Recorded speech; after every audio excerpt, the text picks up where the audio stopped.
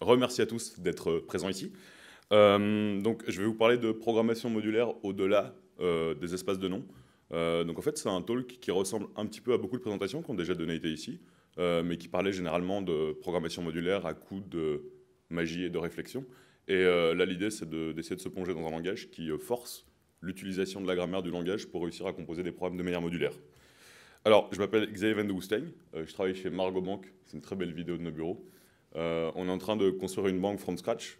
Alors moi, je ne suis pas très doué pour faire des slides qui sont beaux, mais si vous voulez, à 14h X, j'ai deux collègues qui font une présentation sur la programmation modulaire aussi, au travers d'un build system, et je pense qu'ils ont des slides beaucoup plus beaux que les miens. Alors moi, j'aime beaucoup la programmation fonctionnelle, idéalement la programmation fonctionnelle statiquement typée, ce qui fait donc que je m'occupe avec d'autres personnes d'un meet-up dont le logo est tout petit là en rouge, qui s'appelle l'ILFP. L'ILFP, ça veut dire Lille for Programmer.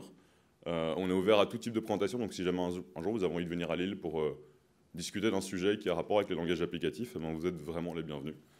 Et on cherche tout le temps des speakers, donc voilà, on ne défraye pas par contre. Rapidement, donc, les objectifs de la présentation. En fait, la notion de programmation modulaire est très souvent très ambiguë parce que l'informatique est gorgée de plein de mots très compliqués qui parfois, en fonction du paradigme ou du contexte, ont des définitions différentes. Donc l'idée, c'est de s'arrêter sur quelques points terminologiques et essayer d'en discuter. Par exemple, en Ruby, on a la notion de module qui sert à faire de l'héritage transversal, alors que la notion de module dans le sens programmation modulaire, ben, c'est le fichier. Et donc ça, c'est un exemple d'ambiguïté qu'on peut avoir quand on parle de programmation modulaire. Je vais l'exposer dans un langage de programmation statiquement typé, parce que sans vérification statique des types, la programmation modulaire, c'est assez simple. C'est juste qu'on se dit, ben, j'ai un module qui va représenter un fragment de logiciel, et je vais le passer à un autre module qui est un autre fragment de logiciel. Et puis si jamais ben, les modules sont incompatibles, ben, ça va planter mais à l'exécution. Donc c'est pour ça qu'au final, c'est pas très intéressant à raisonner, puisqu'on ne peut pas faire d'analyse statique dessus. Et c'est aussi pour faire une promotion discutablement dissimulée du langage OCaml. Je pense que, pour ceux qui... Il y a des gens qui doivent me connaître un petit peu, j'aime beaucoup parler d'OCaml, parfois de manière un peu véhémente. Je tiens à dire, bon, pour ma défense et ma justification, que quand je dis que je trouve qu'un langage est nul, ben, c'est une forme de compliment vers la personne qui utilise ce langage, parce que ça démontre une intelligence incroyable de réussir à utiliser des langages unsafe pour faire des véritables applications. Donc en fait, c'est vraiment un compliment. Et en général, je m'attaque au langage et jamais aux gens qui le font. Je trouve que C++ est une plaie. Et pourtant, les gens ont fait des choses incroyables avec C++. Je trouve que Go est un langage incroyablement frustrant et les gens font des choses magnifiques avec Go. Et donc en fait, je pense que dès qu'on est excité par une technologie quelconque, on a toujours envie de la partager, de manière parfois un peu élitiste, de manière parfois un peu stupide. Moi, je pense que je suis vraiment dans les deux. Je vais faire preuve de beaucoup de mauvaise foi. Et puis parfois, je vais essayer de faire preuve de bonne foi. Et donc en fait, voilà, moi je trouve qu'OCaml c'est un langage magnifique et j'espère que je vais vous transmettre ma passion pour ce langage extraordinaire.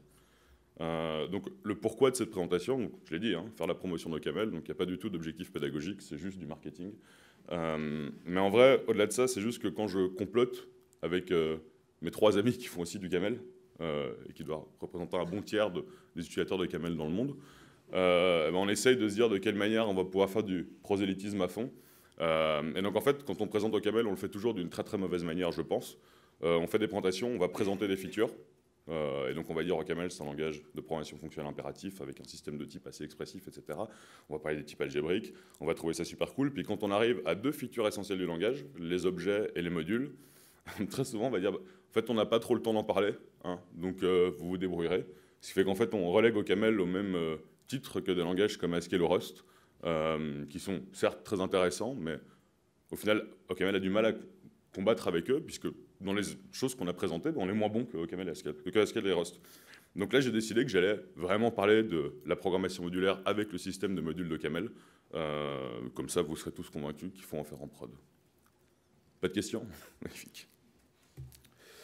Alors en fait, l'essence de la programmation modulaire, elle se divise en deux parties. Alors, elles sont très souvent jointes, hein, mais c'est la notion de modularisation et de compilation séparée.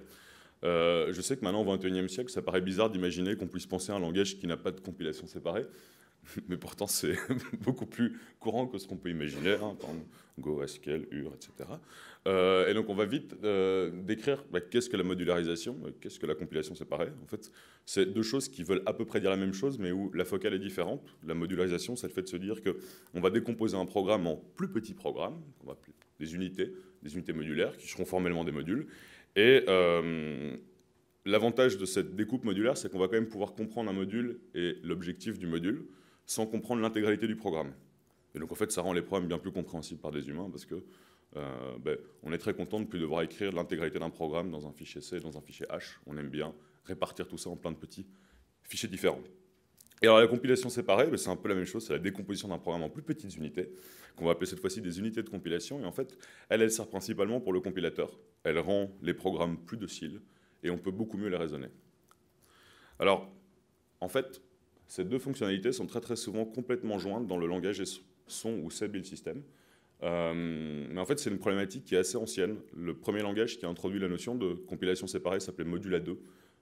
Donc, comme son nom l'indique, il parlait de compilation séparée, mais il introduisait une notion de module. Et les premiers langages de modules expressifs sont arrivés dans un langage qui s'appelle Standard ML, qui était un langage de la famille des langages ML, comme Rust, Haskell ou OCaml. Et en fait, d'un côté, Modula ne permettait pas de construire de manière expressive des modules. De l'autre, Standard ML ne permettait pas de faire de compilation séparée. Et donc, en fait, joindre les deux, ça peut être très compliqué. Mais je sais que ça semble assez marrant, parce que je pense qu'en tant que développeur, on expose énormément de bibliothèques. Et une bibliothèque, dans le fond, c'est un peu un module.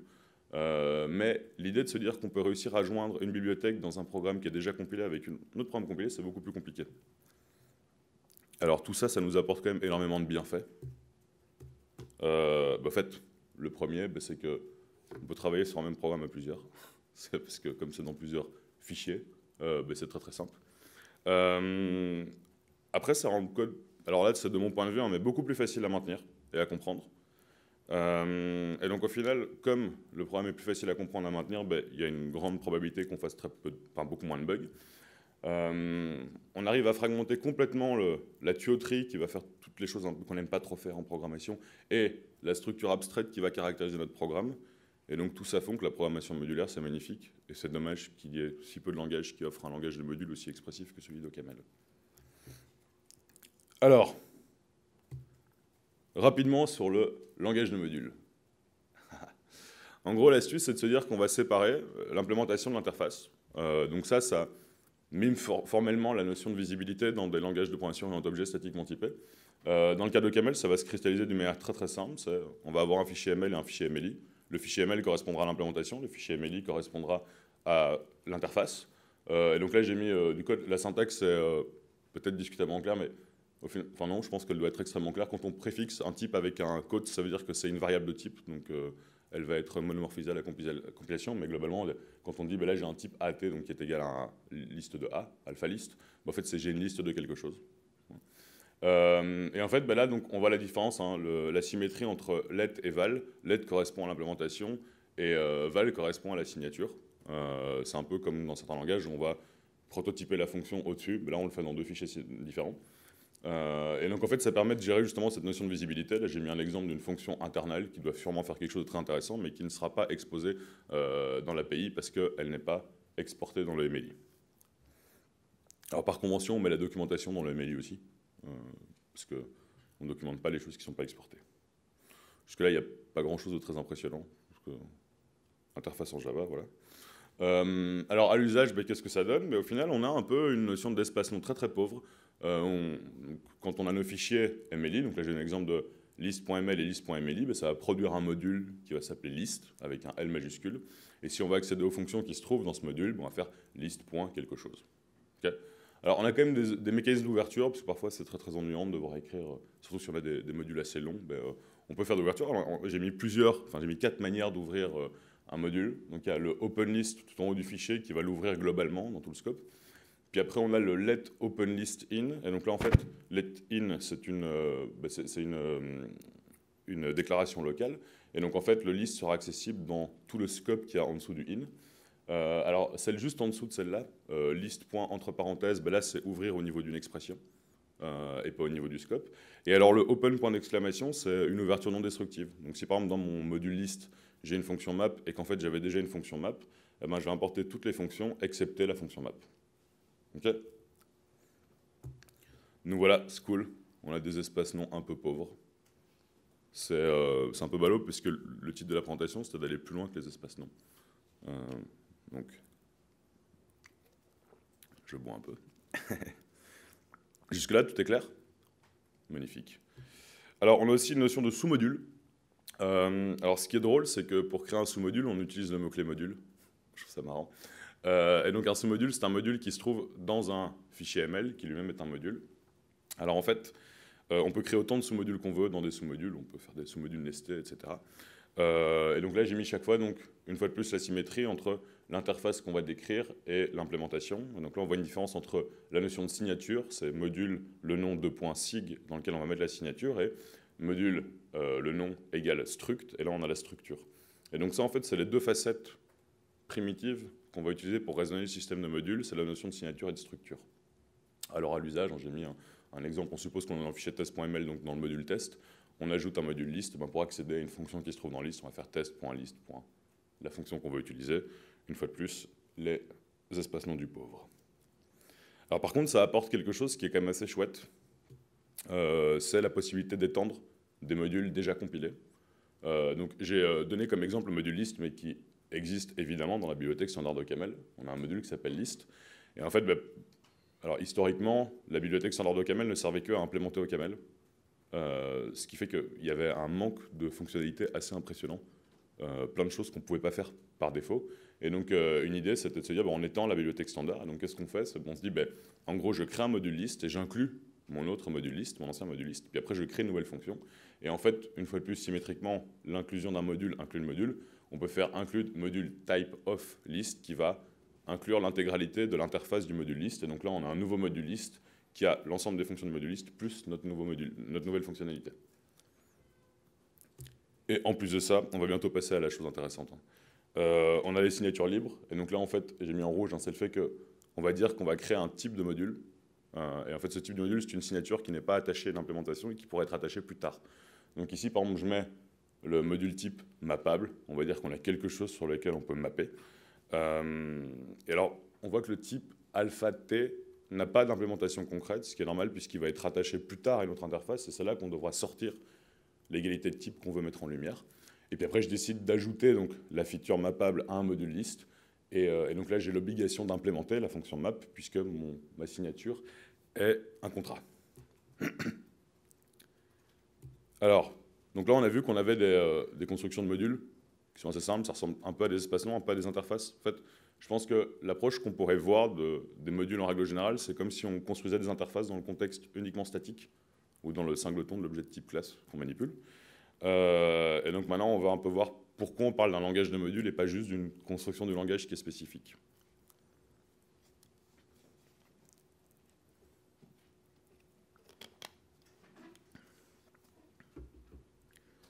Alors, en général, je pense que dans n'importe quel type de langage de programmation qu'on manipule, on a une notion de value level. Le value level, c'est le monde des valeurs. Quand on fait du Ruby ou du JavaScript, donc des langages qui n'ont pas de système de vérification de type statique, on manipule des entités. Et ces entités, c'est ce qu'on appelle des valeurs. Quand on rajoute la notion d'un système de type, on ajoute un deuxième niveau, qui est le type level. Donc le type level, c'est le monde des types. Alors il arrive parfois que le monde des types puisse communiquer avec le monde des valeurs, et donc on appelle ça la réification. Par exemple, en C# ou en Kotlin, on a la possibilité de considérer que l'habitant d'un type générique va pouvoir être manipulé comme une valeur. Ça, c'est typiquement le fait de réifier un type quelconque. Et alors on a l'inverse, on a la possibilité d'avoir des valeurs qui rentrent dans le type level. Et là, c'est en général un peu plus méta. Et donc c'est ce qu'on appelle des types dépendants. Alors les types dépendants, c'est rarement présent dans les langages mainstream. L'objectif d'un type dépendant, c'est de se dire qu'on va pouvoir indexer un type par une valeur, ce qui est complètement fou. Ça sert principalement pour des assistants de preuve. Et donc en fait, l'essence même d'un langage qui a un système de type, qui a des types dépendants, c'est de ne pas être Turing complet. Ce qui fait que dans l'industrie informatique, quand on veut créer des logiciels, c'est un peu dommage. On ne peut pas faire de fonctions qui ne terminent pas, par exemple. Donc pour implémenter une event loop avec un système d'équivalence, ce serait très compliqué. Heureusement, il y a des langages qui ont pour objectif d'associer le meilleur de deux mondes, comme F-Star ou Idris, qui intègrent des systèmes de type dépendant à la demande, et donc qui permettent de séparer la partie extrêmement bien typée, où l'ensemble des valeurs est connu, avec une partie un peu plus le monde de la vie, les effets de bord, etc.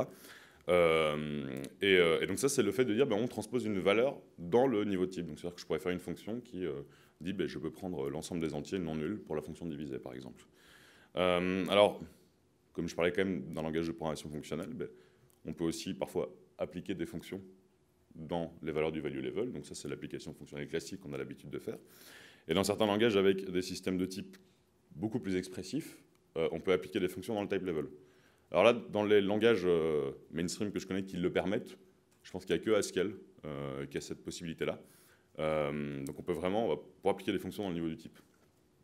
Et en fait, OCaml, lui, alors il n'a pas la possibilité d'appliquer des fonctions dans le type level. Par contre, il a introduit un nouveau module, un nouveau monde, qui est le module level. Et alors le module level, en fait, il a une particularité assez cool, c'est qu'il peut agir avec le type level et avec le value level. Et on peut appliquer des fonctions dans ce module level.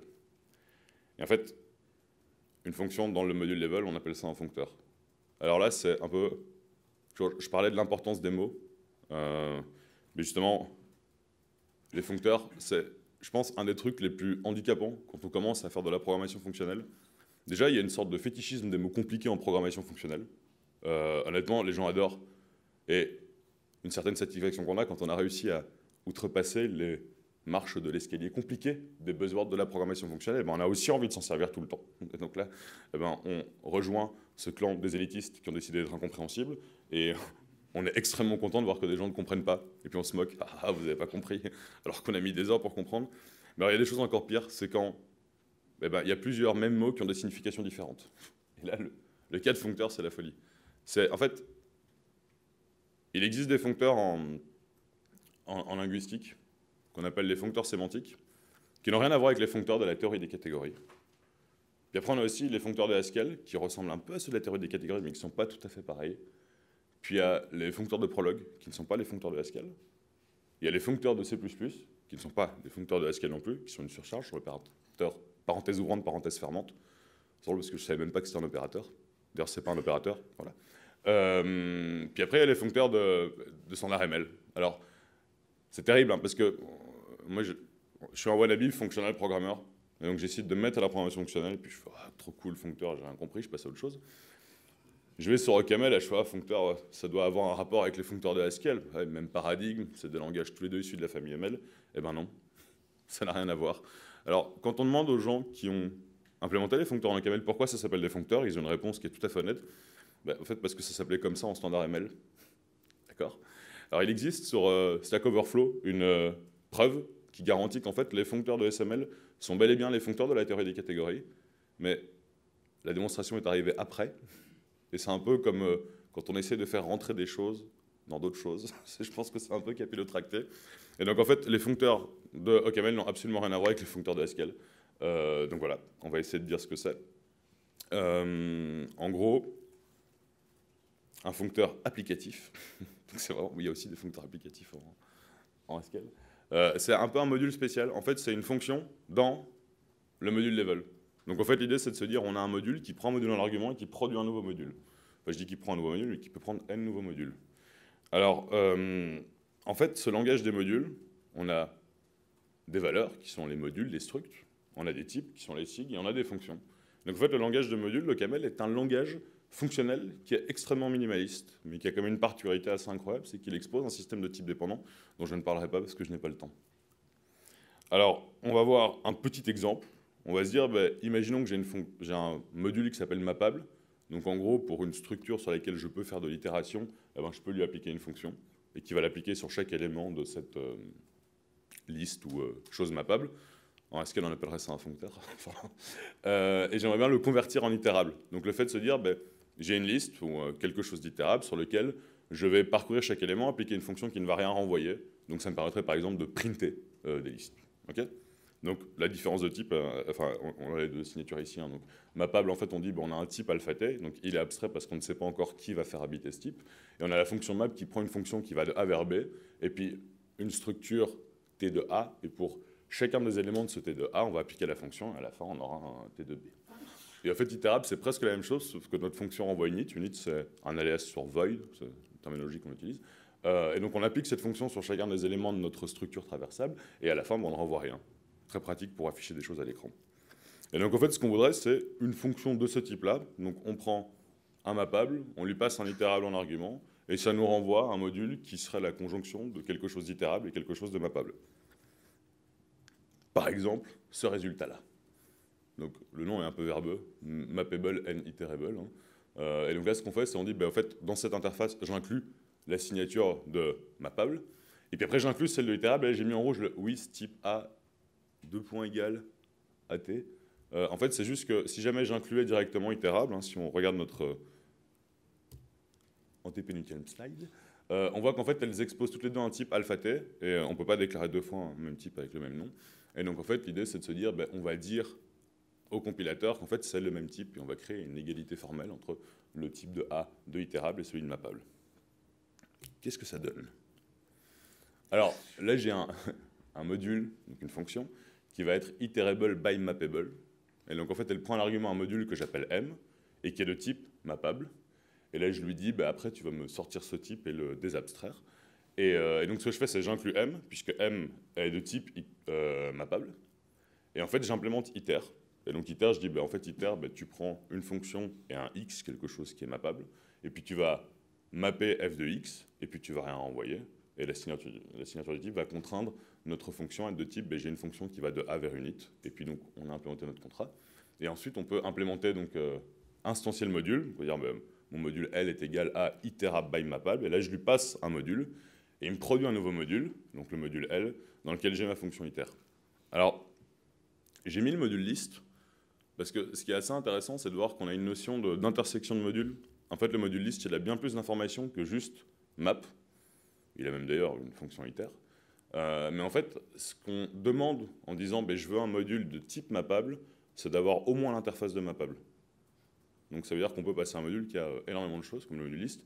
Et en fait, dans le scope de notre foncteur applicatif, on aura uniquement accès aux fonctions qui sont exposées dans mappable, mais on peut passer un module beaucoup plus grand. Alors maintenant, on va avoir un exemple qui est vachement plus complexe, parce que je pense que c'est très difficile de faire une présentation sur la programmation fonctionnelle sans utiliser de buzzword. Et on va voir comment on peut implémenter une structure un peu différente qu'on va appeler au hasard une monade. Et donc en fait, l'idée c'est de se dire on va avoir une notion de requirement, de choses requises. Et donc là, j'ai mis deux interfaces. En fait, on va dire qu'on peut implémenter une monade soit en lui fournissant la fonction return, qui va prendre une valeur et la contextualiser dans le contexte de la monade, et puis la fonction bind, qui s'appelle flatmap dans notre langage. Soit on peut utiliser l'autre interface qui est plus proche de la définition théorique, qui va utiliser donc join, et en fait qui va dire flatmap, le nom est assez explicite, c'est la conjonction de flatten et de map. C'est vrai que j'aurais peut-être dû mettre flatten et map plutôt que join et map. Voilà. Join, c'est un synonyme de flatten. Et donc, en fait, l'autre approche, c'est de dire je fournis map et join, et sur base de ça, je peux construire flatmap. Et donc, en fait, après, on a une API complète dans laquelle on va mettre l'ensemble des fonctions qu'on aimerait bien générer grâce à notre foncteur applicatif. Et alors, j'essaie de faire une API qui était plutôt claire, mais il y a beaucoup d'opérateurs infixes, dont beaucoup qui ne servent pas à grand-chose quand on travaille concrètement. Et donc, en fait, ce qu'on fait, c'est on déclare une API. La première chose qu'on fait, c'est on inclut les prérequis. Et puis après, on définit les fonctions dont on aura besoin plus tard. La signature est très très longue, mais au final, il n'y a pas du tout de code, là, il y a juste de la définition de type. Alors, ce qu'on fait, le problème, c'est qu'on a deux modules qui peuvent construire un module. Donc ça veut dire qu'en fait, on va devoir utiliser deux fonctions qui vont pouvoir produire une fonction complexe, enfin un module complet. Et donc en fait, l'astuce, c'est de se dire, je vais en gros créer un foncteur, donc une fonction qui va me permettre de construire l'ensemble des choses requises. Et donc c'est un peu ce qui est expliqué ici. Donc j'ai mon module type rec qui dit dans rec, j'ai besoin d'avoir l'implémentation de bind et l'implémentation de join. Et ensuite, on a join et bind qui sont des modules qui vont construire un nouveau module qui exposera toute l'interface des monades, soit via join, soit via bind, et qui en fait, eux, vont instancier un module rec, et puis ce module rec va être passé en argument au module withRec qui va construire toute l'API. Et donc là, l'idée, c'est de se dire, on fragmente toutes les phases du problème en plein de petits modules, on crée des fonctions qui vont pouvoir générer du comportement, et on les applique. Et en fait, à l'usage, qu'est-ce que ça donne Il faut rajouter donc des helpers pour ne pas devoir créer justement la construction de join vers rec et puis de rec vers la monade. On crée un make with join auquel on passe juste ce dont on a besoin pour faire la monade avec join, et pareil pour bind. Et en fait, ce qu'on fait, c'est on inclut directement l'API et on construit via le functeur applicatif withRec le module qu'on a passé. Et ça nous permet à l'usage en fait, d'instancier très très facilement des monades pour les types monadiques qu'on peut utiliser. Donc là, j'ai mis l'exemple avec list. En fait, list, c'est vachement plus simple de l'implémenter avec join et map, parce que c'est des fonctions qui existent déjà dans la bibliothèque standard. Et parce qu'en fait, implémenter flatmap avec un fold, je ne sais jamais dans quel ordre il faut faire les choses. Et option, par contre, c'est très facile à implémenter. Donc on voit qu'avec seulement très peu de lignes, on peut générer une interface complète qui est correctement typée et qui va pouvoir être appliquée partiellement dans un cycle de compilation. Alors concrètement, un résumé sur les functeurs. Donc, ce sont des fonctions dans le langage du module de Camel. Alors en fait, l'idée c'est vraiment de se dire qu'on spécifie une notion de choses requises. Et ces choses requises, c'est vraiment la notion de type. C'est très important, j'insiste beaucoup dessus, hein, mais si je parle de langage de module, c'est parce qu'on a vraiment un langage de programmation fonctionnelle statiquement typé. Et l'objectif, c'est de produire un nouveau module. Alors franchement, ça permet de mutualiser énormément de code. Et une chose qui est assez chouette, je ne sais pas si c'était très très clair, mais le fait qu'on manipule uniquement des types abstraits fait qu'on ne va pas créer une relation d'héritage entre plusieurs choses. Et cette relation d'héritage, elle peut être très ennuyante. Si par exemple, admettons par exemple que je prenne un langage au hasard comme Kotlin, et donc en Kotlin, j'ai décidé d'implémenter ce genre d'interface. Ce n'est pas du tout une critique sur les langages orientés objets, hein. C'est juste un exemple d'utilisation différente. Mais donc je pourrais me dire, en fait, techniquement, mon option et ma liste appartiennent ont tous les deux les mêmes comportements qu'une monade. Donc je vais créer une surclasse qui va être la classe monade. Et puis grâce à de l'héritage et des interfaces, je vais réussir à générer le code nécessaire. Et puis après, ça veut dire que quand je serai dans le pipeline de options, je pourrai passer en liste, puisque ma liste aura comme surtype une monade. Et pareil pour options. Mais donc l'astuce, en fait, c'est de se dire, en fait, je ne vais pas paramétrer mes choses par une valeur, mais par une autre valeur qui va être un type témoin et qui va me permettre de garantir que je reste toujours enfermé dans le même type de pipeline. Et en vrai, sans génération de code, c'est presque impossible à maintenir. Swift a pas mal résolu le problème en introduisant le mot-clé self qui permet de référencer dans une interface qui va être étendue la classe qui implémente l'interface. Et ça, c'est très pratique. Et puis ce cas-là, ils ont été encore plus loin avec des relations de type beaucoup plus fines et la véritable notion d'inclusion au niveau modulaire, puisque les objets de Scala ressemblent très très fort à des modules.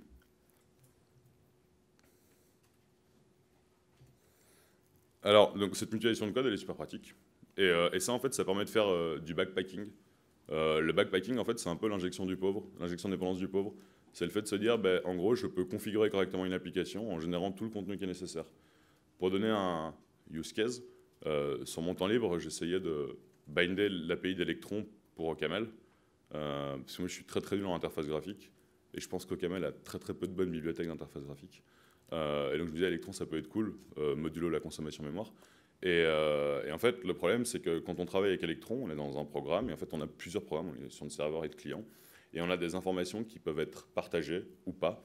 Et en termes de typage statique, c'est très très compliqué à raisonner. Donc l'astuce, c'est de se dire, plutôt que de tenter d'implémenter n fois les mêmes modules dans les différents scopes qu'on pourrait avoir, c'est de se dire, en fait, ma bibliothèque, ce qu'elle fait, c'est qu'elle va générer 3 bibliothèques en fonction d'outils de configuration que je vais lui donner. Et c'est ce qu'on appelle vraiment du backpacking. Alors, j'ai parlé uniquement de functeur applicatif. Donc un functeur applicatif, c'est donc une fonction au niveau du langage de module, mais qui va propager une information de type. En Camel, il y a aussi un truc qui s'appelle les functeurs génératifs, et en fait qui va permettre de générer un type frais pour chaque type abstrait qu'on a dans un module. Mais en vrai, j'ai trouvé très très très peu de use cases très très concrets. Donc je vais juste me contenter de dire qu'ils sont là pour prouver qu'OCaml a le langage de module le plus évolué du monde, mais j'en ai pas vraiment d'usage. Alors, on est presque au bout. Vous n'avez pas de questions? Après? D'accord, excusez-moi. Alors, si les modules sont des valeurs, quand j'ai montré mon petit schéma avec les petites flèches et tout, j'ai vu que, vous avez vu qu'on pouvait appliquer des fonctions et puis on pouvait aussi faire passer les modules dans le value level et même dans le type level. Et donc en fait, techniquement, de la même manière qu'on peut passer des fonctions en argument ou renvoyer des fonctions, on pourrait imaginer le fait de passer des modules en argument. Et donc là, en fait, ça enlèverait toute une partie assez ennuyante, hein, qui est celle qu'on est obligé de déclarer des modules pour mutualiser du code. Donc on va voir rapidement en quoi ça consiste et les problématiques, enfin les limitations qu'il y a là pour le coup dans le langage de Camel. Donc en fait, là j'ai pris un exemple. J'ai appelé ça findable, j'aurais pu l'appeler repository. Et donc je considère que j'ai un type ID qui est abstrait parce que je peux considérer que j'indexe mes données par des public ID, enfin par des UID ou par des chaînes de caractères. Et donc je donne l'interface, j'ai juste deux fonctions, findAll et findById. Et en fait, je vais construire une fonction qui va s'appeler findById, et en fait qui prend dans l'argument alors une représentation concrète du type ID, que je vais appeler A, mais que je ne devrais jamais passer en argument. Le compilateur va être capable de le faire. Et puis je lui passe un module de type findable. Et après, là j'ai ma fonction findBy qui est polymorphe for free. Alors ça en fait, qu'est-ce que ça permet? Ça permet d'être incroyablement explicite sur la manière d'injecter sa dépendance. C'est vraiment formellement de l'injection de dépendance. On a un module qui expose un comportement, et ce comportement peut varier en fonction, enfin en respectant une même interface, peut entièrement varier, et on peut le passer en argument et ça fonctionne. C'est un peu comme Kofu, qui est présenté de manière simultanée à cette conférence, sauf que c'est entièrement résolu à la compilation, et que ça ne repose pas sur un système d'injection de dépendance fragile qui n'était que le témoin du manque d'expressivité de Java. Désolé. Ouais, c'est la preuve que j'ai beaucoup de respect pour les gens qui font du Java, hein, je vous l'ai dit au début. Alors, en vrai, il y a quand même certaines limitations. Et la plus grande limitation, c'est... Là, j'ai mis un type A, c'est un type qui n'est pas paramétré. Et en fait, on ne peut pas faire ce genre de résolution sur des types paramétrés. Et donc ça, c'est parce que Camel ne supporte pas les... Alors, j'arrive jamais à les prononcer. Eiger Kinder Types, HKT. Alors je dis modulo certains hacks, parce qu'en trichant, on peut s'amuser à le faire. Il y a un papier qui s'appelle « Implémentation des HKT de manière légère en OCaml », et c'est ce papier qui a servi de référence pour tous les gens qui l'ont implémenté après, que ce soit Arrow en Kotlin, ou F# l'a fait aussi, M l'a fait. Enfin, donc c'est un papier qui joue sur parfois des faiblesses du système de type, parce que quand on communique avec le monde réel, on peut se permettre de faire des choses un peu sales. Et en utilisant ces choses un peu sales, on peut simuler plein de choses très très complexes. Mais au final, cette limitation, elle a moins de sens quand on veut vraiment injecter des dépendances, parce que généralement, on a très très peu de types qui sont abstraits, et on peut les concrétiser en mettant un module intermédiaire. Alors, niveau amélioration future du langage de modules, j'ai pas arrêté de fanfaronner en disant que le langage était parfait au niveau des modules, que jamais personne n'avait été plus loin, etc. J'ai évidemment menti. Il y a plein de choses qu'on peut faire mieux. Donc la première, c'est la résolution implicite. En fait, j'ai donné plein d'exemples, j'ai été assez malhonnête parce que j'ai fait plein d'ouvertures pour ne pas qu'on se rende compte que si jamais j'ai deux structures de données quelconques, par exemple array et list, qui implémentent toutes les deux dans leur module une fonction map, mais quand je vais m'en servir, je serai obligé de faire array.map ou list.map. Et donc les gens qui font du SQL vont dire c'est catastrophique. Quelle horreur. On voudrait juste faire map et que ça applique la bonne fonction. Alors en fait, ça c'est un peu... Enfin, c'est ce qu'on appelle du polymorphisme ad hoc. C'est pas possible en Camel. Et en fait, actuellement, il y a un travail qui est fait. Alors, il était censé être mergé en 2019, il le sera sûrement en 2021, qui consiste à rajouter un mot-clé qui vient d'un autre langage. Alors ce mot-clé, c'est implicite. Alors, moi, quand j'ai voulu me mettre à Scala, parce que... Voilà, j'avais envie de me mettre à Scala. J'ai posé quelques questions sur les implicites et la première réponse qu'on a, c'est « tu t'en sers pas ». D'accord. Puis après, j'ai essayé de vraiment m'intéresser à Scala. J'étais à Scala.io et tout. Puis là, j'ai vu les gens qui parlaient de type class. Et pour faire une type class, on utilise le mot-clé implicite. Donc là, j'ai fait « mais en fait, on peut s'en servir ». On m'a dit « ouais, tu peux t'en servir parfois ». Et puis après, j'ai eu un autre talk d'un mec qui disait que parfois, ça rendait le code unsafe. Je sais, quelle horreur ce mot-clé. Et donc, quand les deux brillants contributeurs ont dit, voilà, on va intégrer le mot-clé implicite dans Camel, tout le monde a fait, ouh, non, non, non, non, non, c'est une catastrophe. Alors en fait, le vrai problème du mot-clé implicite de Scala, en fait, il est très très pratique quand il fait de la relation avec un objet. Et donc, parce qu'en fait, ce que Scala appelle des type classes sont des modules implicites, puisque les type classes garantissent l'unification sur un seul type et le fait de préserver les instances orphelines, ce que Scala ne fait pas du tout. Mais donc ce sont des modules implicites qui, au final, sémantiquement, sont un petit peu différents et offrent presque autant d'opportunités que les type classes, et parfois même plus. Mais donc en fait, le mot-clé implicite, le problème en Scala, c'est qu'il exige sur beaucoup trop de choses. On peut s'en servir pour appliquer des paramètres par défaut, pour trouver l'instance qui correspond à ce qu'on aimerait bien impliquer. Là, l'idée dans modulaire implicite de Camel, c'est vraiment de n'avoir la résolution implicite que sur les modules dans le cadre des foncteurs. Et donc c'est le fait de se dire qu'on a un foncteur qui peut être résolu de manière implicite. Et donc, par convention, on indique que le type qui va habiter ce foncteur est un type T, qui doit s'appeler T. Alors, il peut être paramétré ou non. Et en fait, à la compilation, on va juste chercher si on trouve un candidat dont le type T est structurellement égal au type sur lequel on applique la fonction. Donc, c'est vachement plus safe. C'est vachement moins random que Scala. Et donc, c'est super cool. Mais, ceci dit, merci à Scala d'avoir été une source d'inspiration incroyable. C'est de bonne guerre, étant donné qu'OCaml a sûrement été une source d'inspiration incroyable pour Scala, même si Martin Andersky dit souvent dans les conférences, Scala est le premier langage qui a popularisé la programmation impérative et fonctionnelle. Moi, je suis convaincu que c'était JavaScript, mais bon, voilà.